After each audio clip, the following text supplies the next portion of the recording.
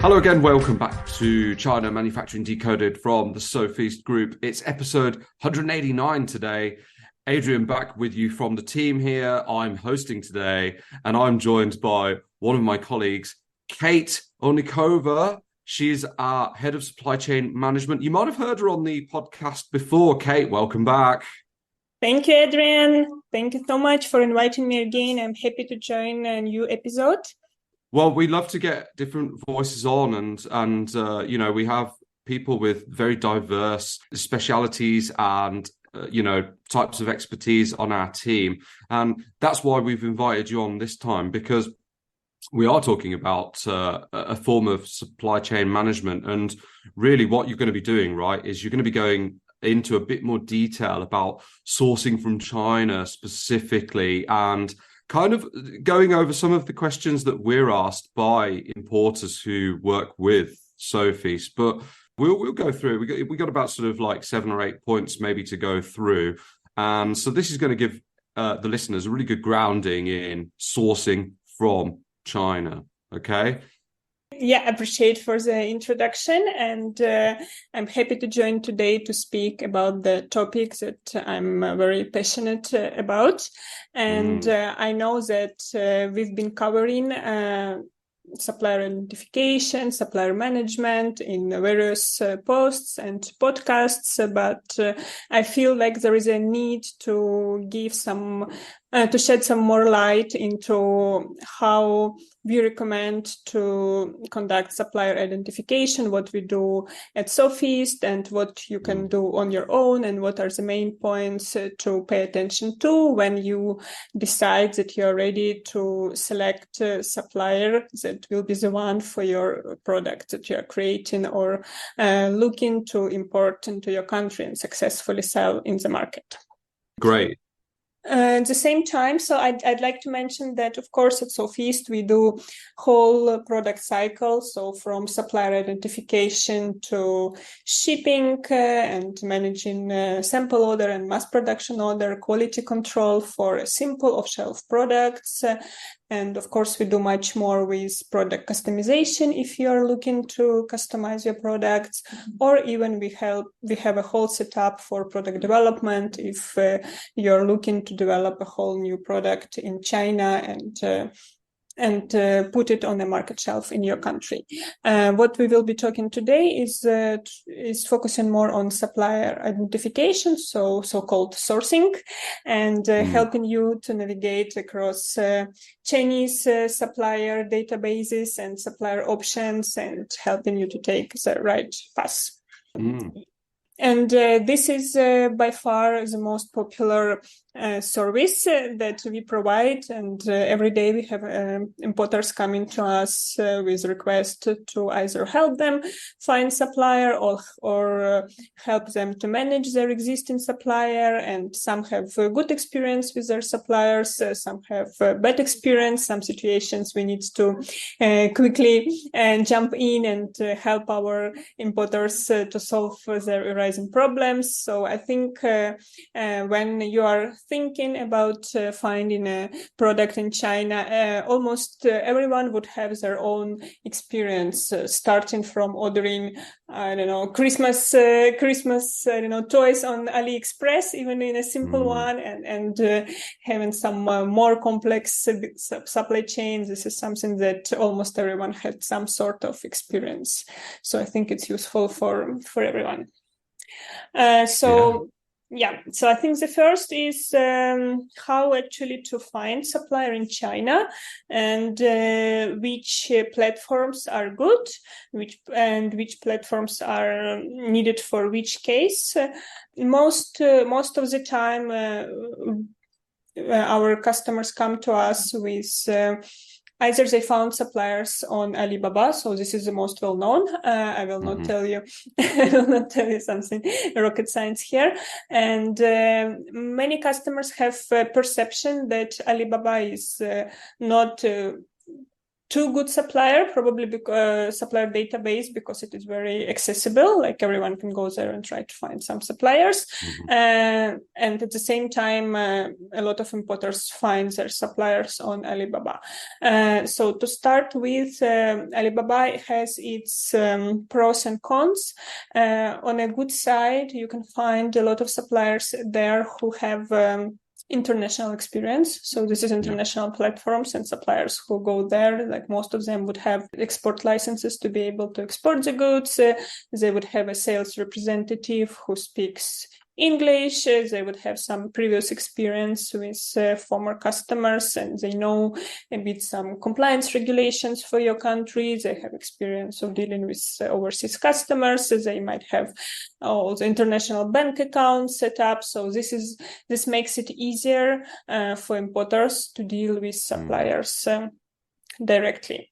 Also, Alibaba has some nice interface. They have some insurance programs, trade insurance to protect customers. So it's a nice platform, and it's a nice way to start. The drawbacks with Alibaba is that there are a lot of traders on Alibaba, and you need to know if your supplier is a trader or a real manufacturer. I think we have a lot of information on how to address that.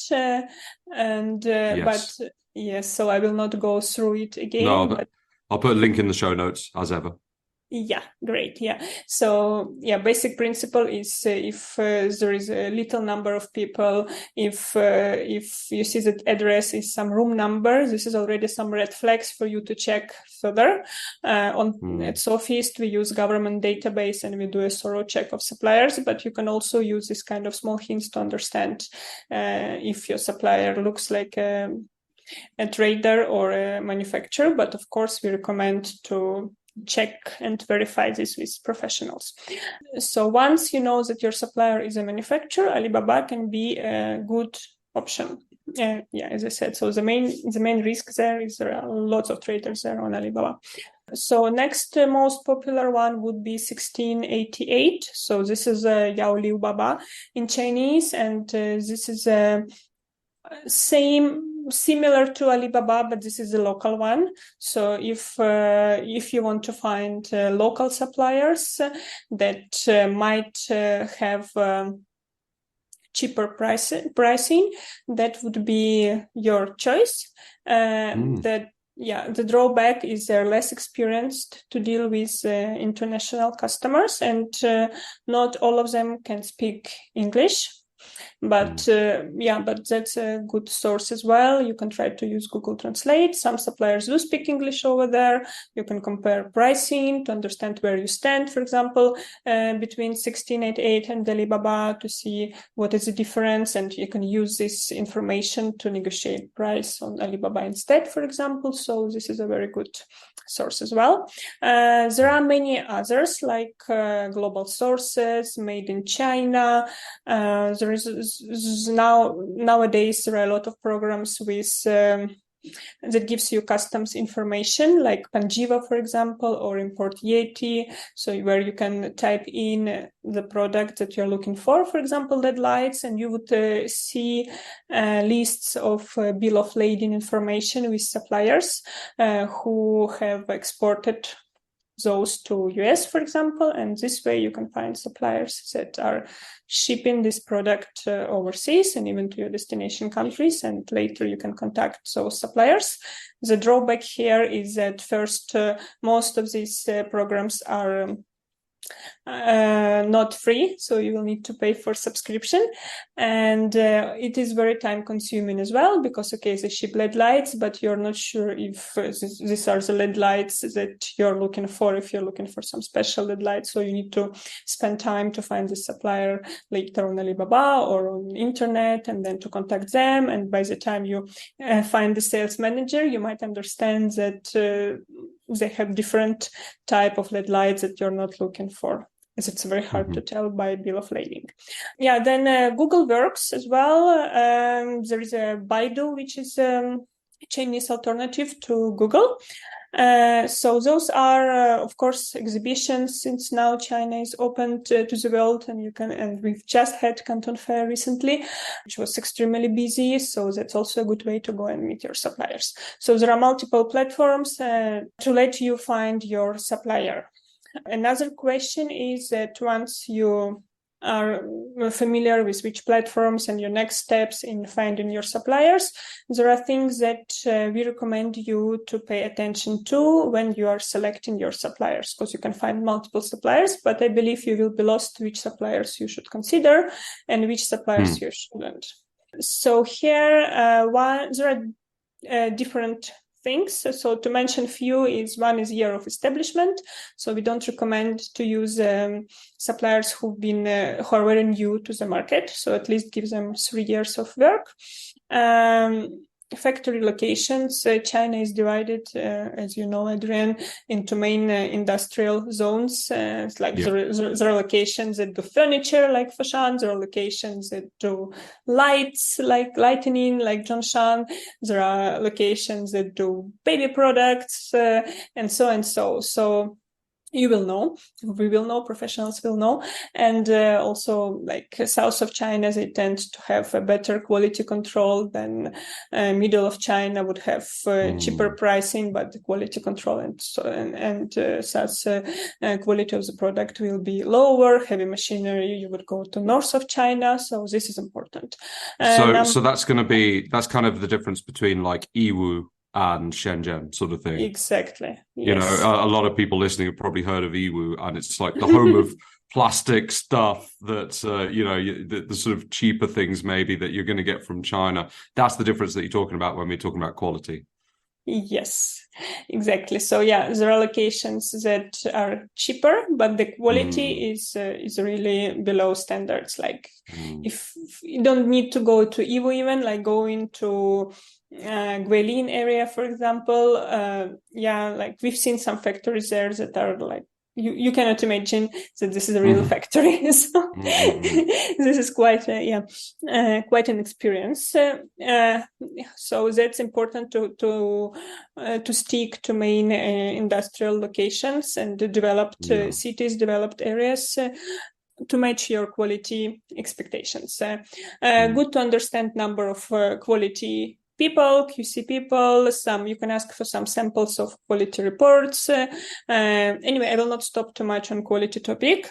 We will have you may invite Renaud next time to elaborate on this.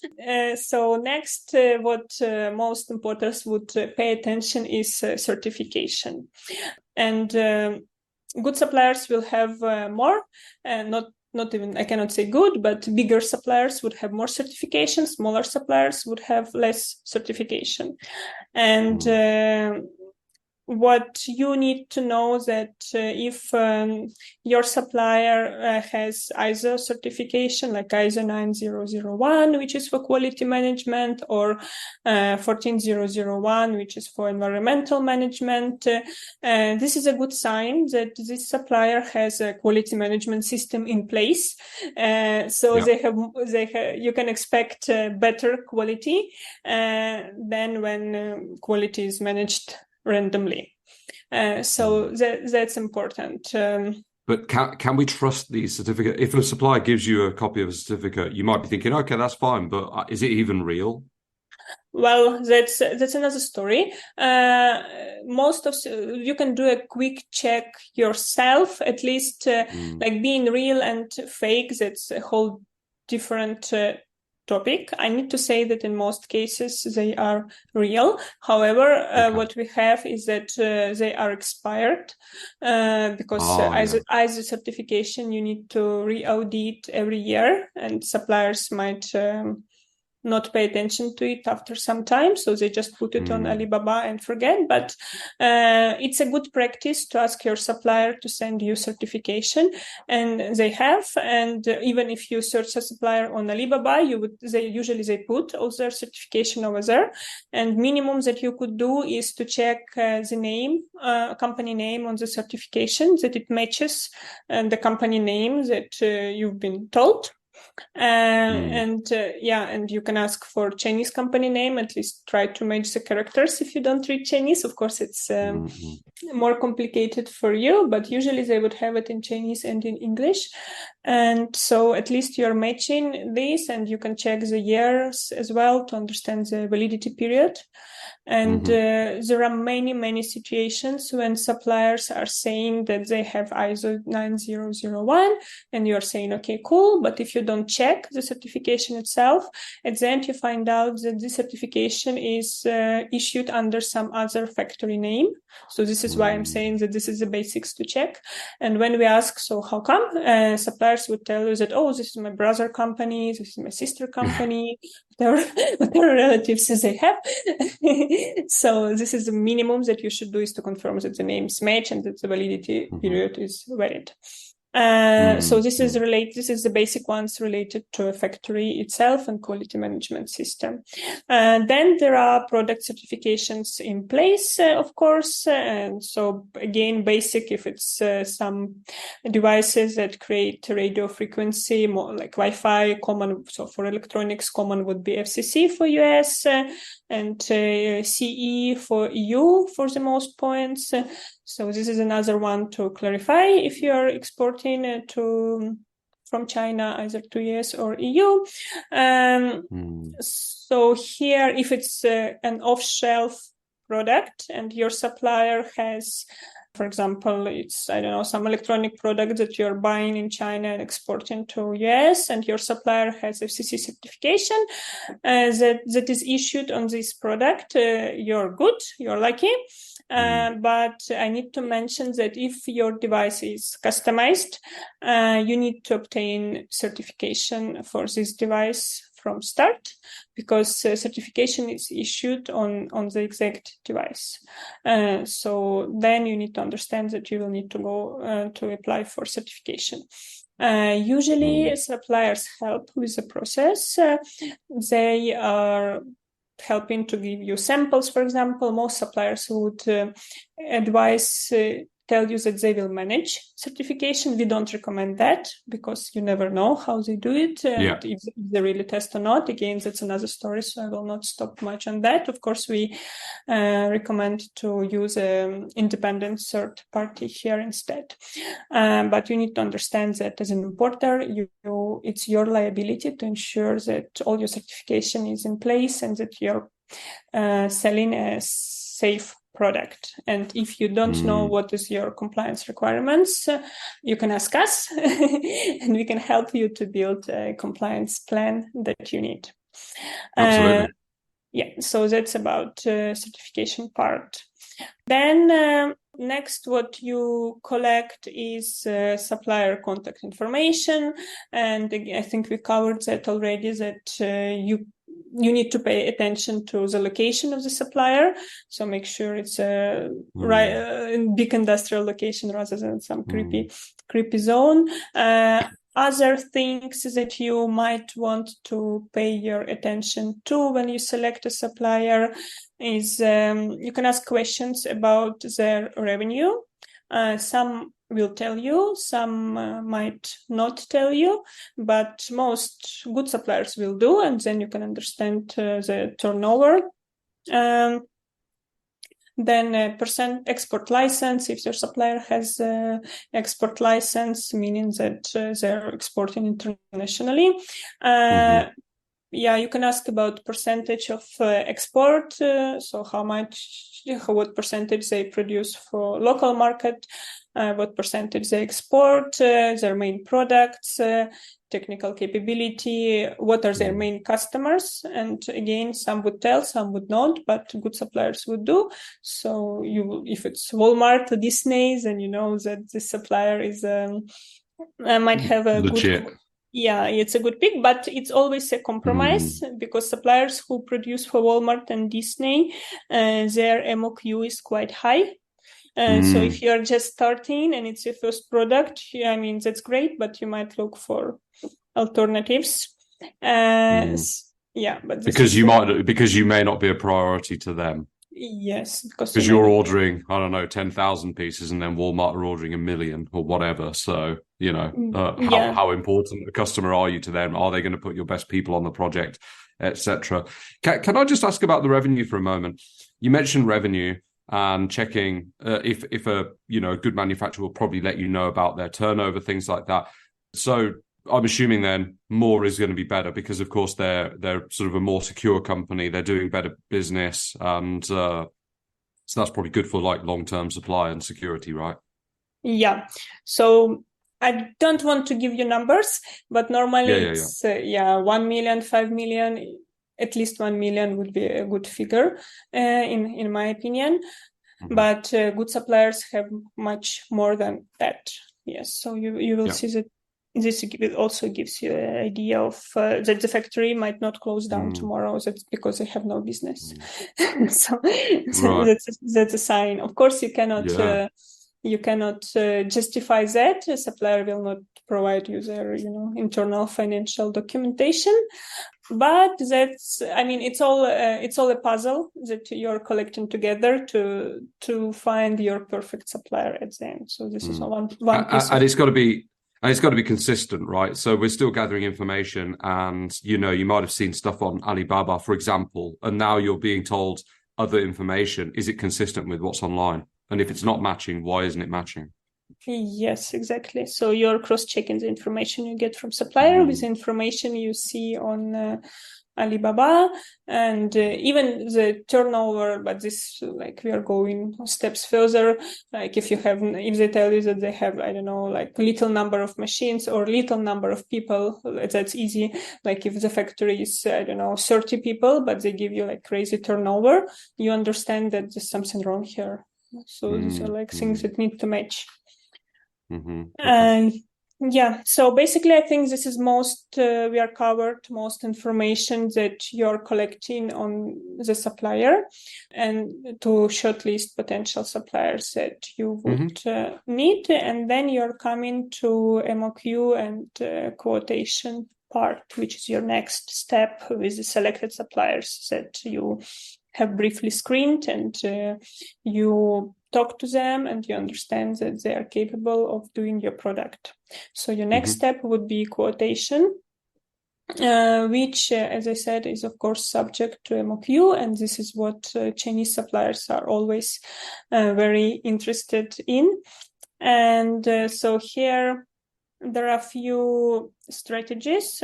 So we have, I need to say that we have a lot of importers who are trying to negotiate with Chinese suppliers right away without any strategy in place. So because they just have a perception that if you're talking to Chinese suppliers, you need to negotiate.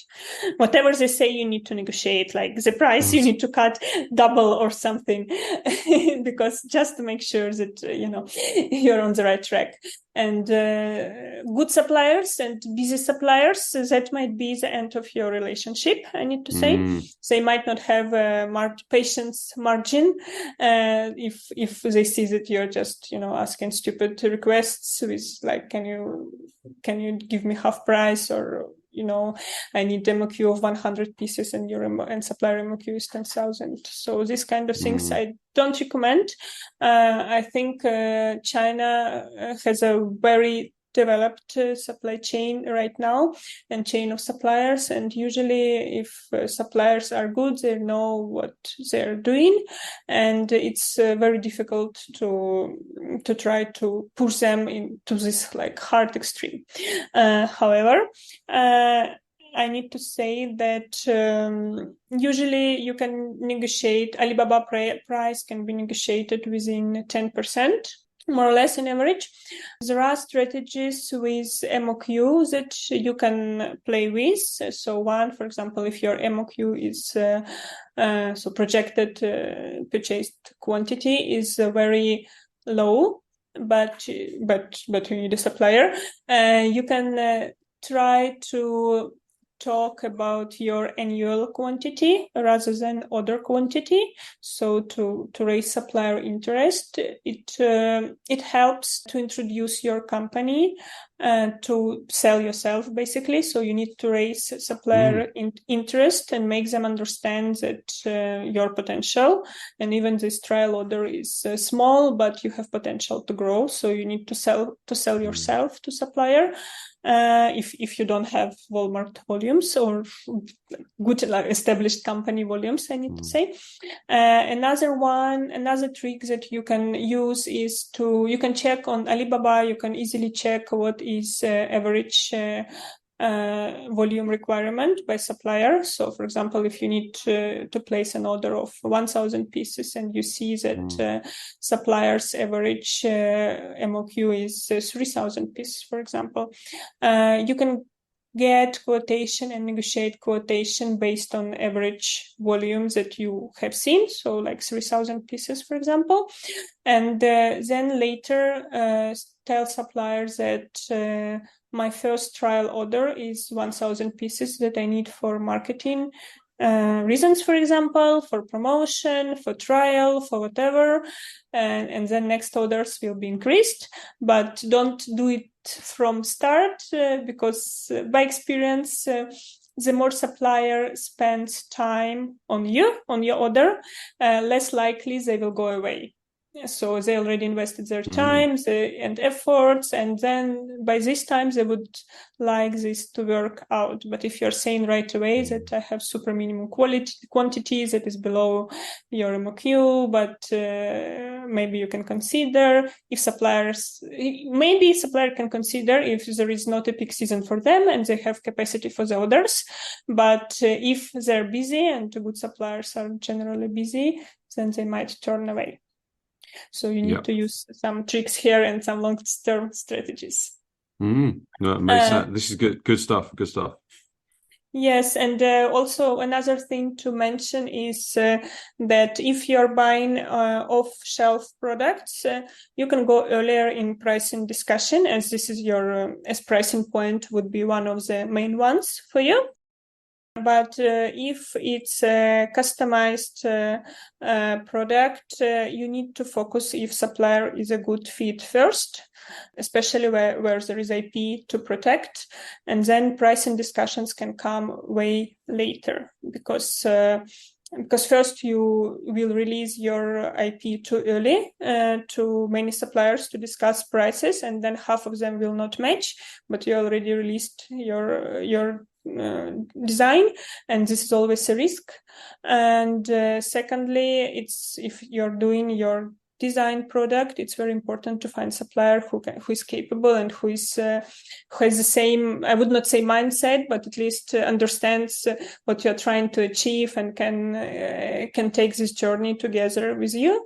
And then only you start talking about price. So this is our advice here.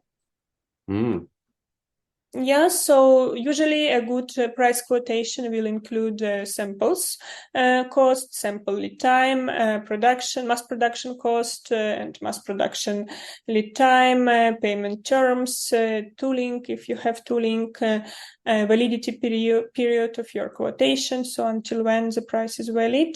And I'd like to briefly stop on incoterms, so delivery terms. Here, as this influences the price you get. Yeah, and so basically most popular incoterms in China are, one is ex-works, so this is straightforward, this is factory price that you get from the factory off shelf. Usually it is in RMB. So here this is factory price, and the rest you need to cover yourself. Next one, and mostly used, is FOB, and we have a very good, by the way, information on this on our blog, right, Adrian, if I'm not mistaken, that gives a very detailed information about incoterms. But the main one, so FOB is meaning that seller's responsibility is to get the goods on board, on ship. So here, what you need to know that your importer would be paying for customs clearance in China and for the delivery to the port, because usually this is actually not a ship, but it is a port, because containers are tucked in port and they're waiting at some container place before they're loaded on the ship. So in reality, this would be even FCA, not FOB. So they will deliver to a named destination outlined by you. And then last one is CIF. So this is cost, insurance, and freight. So this is where your meaning that your supplier is paying for freight as well. So for delivery within China, for customs clearance, and for freight to your destination. This might seem convenient way, but is not what we usually recommend, because in this case, your supplier would have full control on the goods as they choose the freight forwarder. You don't influence the price, you don't influence the delivery time. If those change, you don't have the control of those, and this might lead to dangerous situations. So basically, if you want to compare different prices between multiple suppliers, I recommend to ask them to quote ex-works, so to quote factory price. This way you would have your unit price, because other pricing would have part of delivery in them, and there are different locations, and for some products FOB to the port is closer, for some it is more remote, so this all is included in your price. So for price comparison, I would recommend to go ex-works, and later, once you are clear on the cost, then you can see how much would be a logistic cost and check if FOB is more, for example, preferable for you to ship rather than ex-works. But this can come as a next step. I guess FOB is often going to be more helpful if you're not super familiar with the process of getting everything done on the China side. You might be more familiar with, say, the US or your country in the EU or wherever, but on the China side, can you manage, the internal logistics, the customs clearance in China, things like that? Your supplier, hopefully, will be more familiar with that.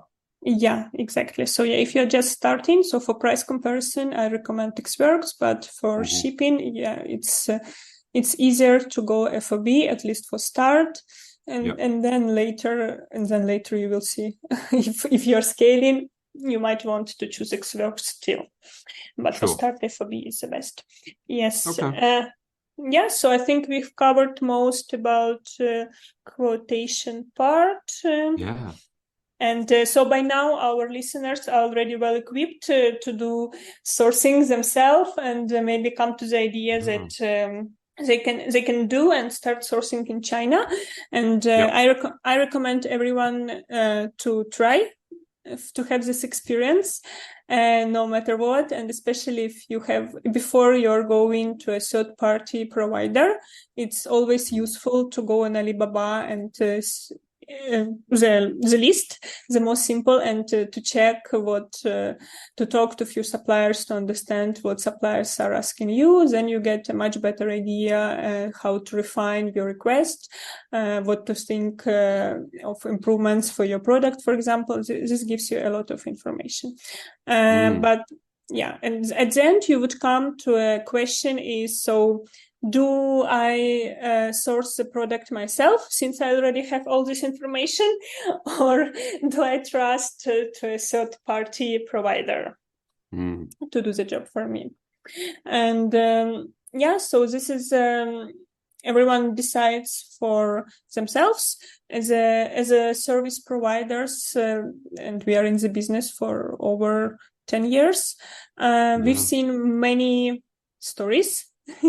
Some of them were successful, but I need to say that we've seen a lot of bad experience stories from our customers when they were trying to allocate suppliers themselves, and also even stories when they were actually working with suppliers for a long time, but then found out that they were deceived by suppliers, or there were some other situations. And this is when most of customers come to us when they have some problems. So I recommend to be aware, of course, of supplier selection about sourcing, to know a bit of context, but to have a good start.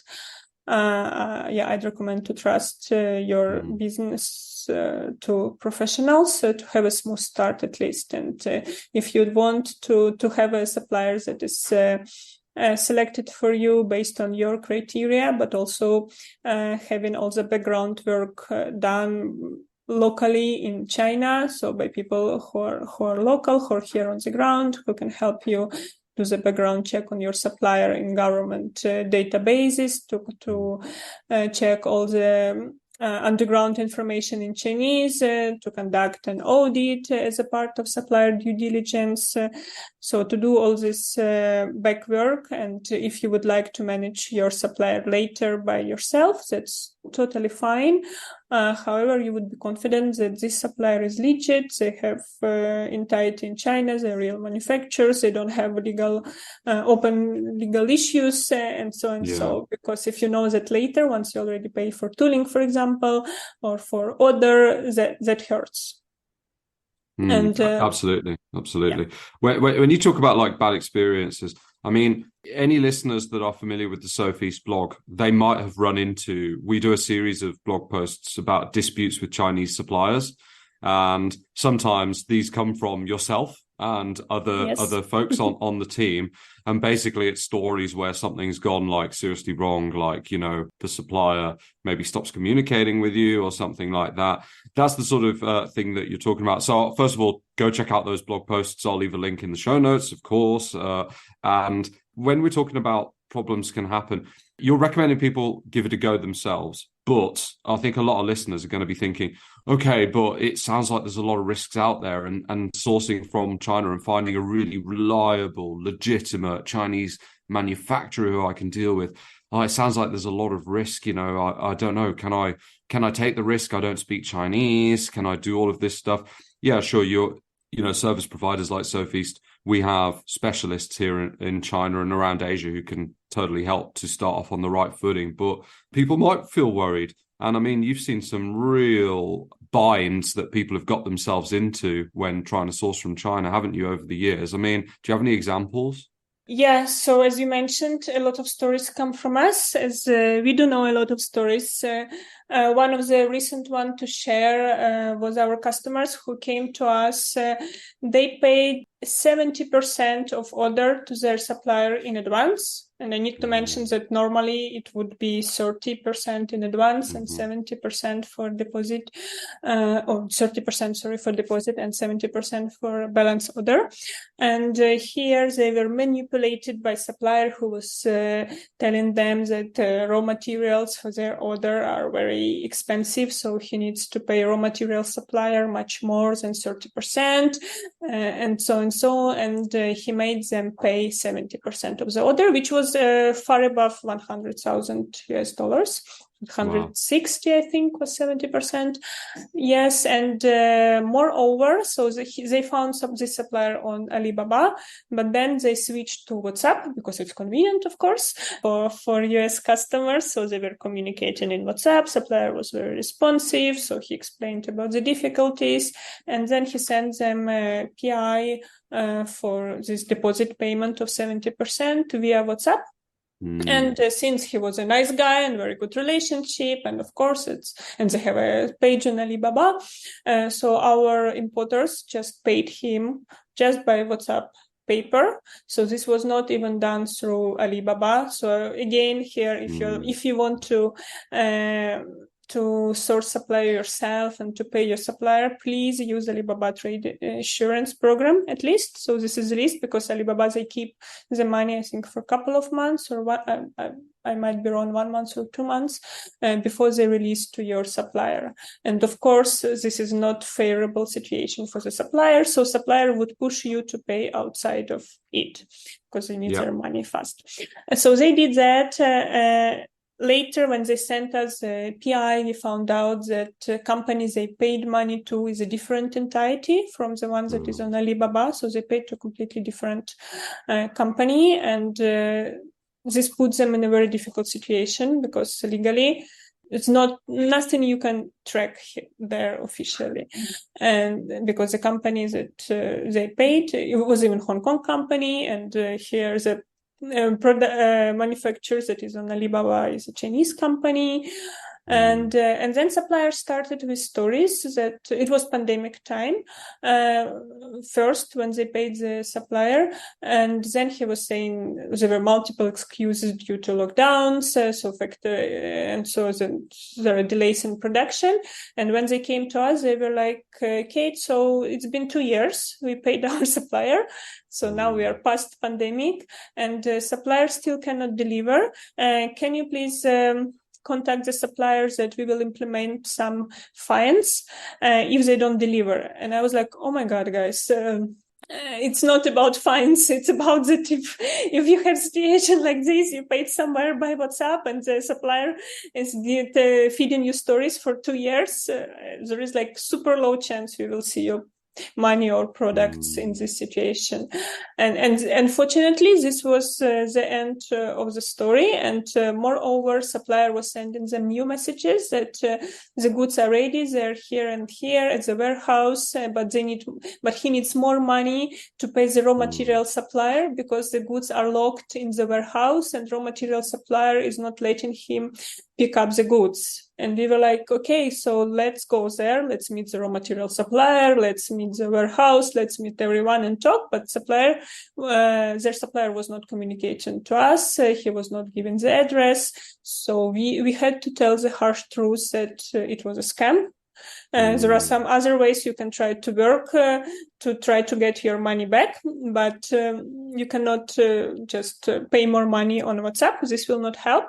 Yeah, but they paid them again, some $15,000 or something like that, and then supplier disappeared completely. So that's a very sad story. But this is one of the examples when if you want to do things yourself, you need to do right. You cannot pay on WhatsApp to suppliers. Right. And when you're paying $100,000 order, it costs you much less to find a local third party in China that would verify the supplier and do things right for you. So this investment will be paid off very, very quickly. Yeah, but far less. You're talking, maybe in just in the hundreds of dollars or something. Yes. I'm just thinking about from us doing it, so absolutely. Yes, and and what differs here is that, for example, in Sofeast we have a structured approach. So we have a long list template that will give you full information about the supplier, points that we covered today briefly, but much more in reality, including supplier scorecard to let you understand the points where the supplier is stronger, where the supplier is weaker, which might be better fit for you and for your product, for your quantity. And at the same time, of course, we have supplier network that is a trusted suppliers that we can also recommend. We have a verified complex background check system where we verify supplier using, as I said, using government database, using other resources to let us conclude that this supplier is legit and capable for your product. We have a structured approach to managing your order from order to shipment to ensure nothing is forgotten, and things like compliance or packaging can easily be forgotten along the way. And these are usually the things that delay your orders. This is a different topic. And of course, we provide support and services like audit and factory visits and meeting suppliers, and so to ensure that you have your journey is smooth and it is correct. Yes, and just to mention how we work, so we work on hourly basis, and we always estimate time needed to spend on your project in advance, so that you have no surprises. And usually, as Adrian is saying, this is a matter of hundreds of dollars. So if you're planning to spend $100,000, we do recommend to make things right from start. Yeah, and what you're mentioning, I mean, it's good to give everybody an understanding of how we help. Always, I love it, but it's not only China as well. We do help. If let's say you're looking for suppliers in India, for example, that's another one of our key operating areas, and we have staff and a team in India, and also other Asian countries too. So it's not only China. Because of course, some listeners listening now will be thinking, okay, but I'm not really sourcing from China so much these days, but I am interested in India or Vietnam or somewhere like that. So, we cover a lot of Asia as well. Definitely, we are fully aware of the trends, and we have our office in India, we have our sources in Vietnam, Bangladesh, and other Southeast Asian countries where we can help. Yeah, great. So I think I'm going to need to rewind this and listen back. There's so much information we've packed in. So really grateful for you coming on, Kate. That's really cool. I hope the listeners get a lot of value out of this from, giving it a go themselves, but also understanding what their options are and what some of the risks are as well. And, we've talked about the ways that we can help, but also some of the content that we've got about, for example, incoterms, talking about the trading companies and, some of the risks of working with trading companies instead of manufacturers. So I will be leaving links in the show notes. So be sure to check those out too. Thanks for coming on, Kate. Really grateful. We'll get you on again soon for sure. Thank you for inviting, and good luck to everyone to fulfilling products of your dream and having a smooth journey from either China or other Asian countries to your destination markets. And good luck to your products, and wish you all big sales. Absolutely, yeah, 100%. Great. Okay, thanks, Kate, and thank you to all the listeners. Back again next week as normal. Thanks again for listening to this podcast brought to you by the Sofeast Group. We're on a mission to provide you with everything you need to manufacture effectively in Asia, including inspections, auditing, new product development support, contract manufacturing, 3PL warehousing and fulfillment, and much, much more across Asia's key manufacturing areas. Visit us at sofeast.com, that's SOFEAST.com, to learn more and get help. If you've enjoyed the podcast today, please do rate, review and share, because it will really help others discover us too.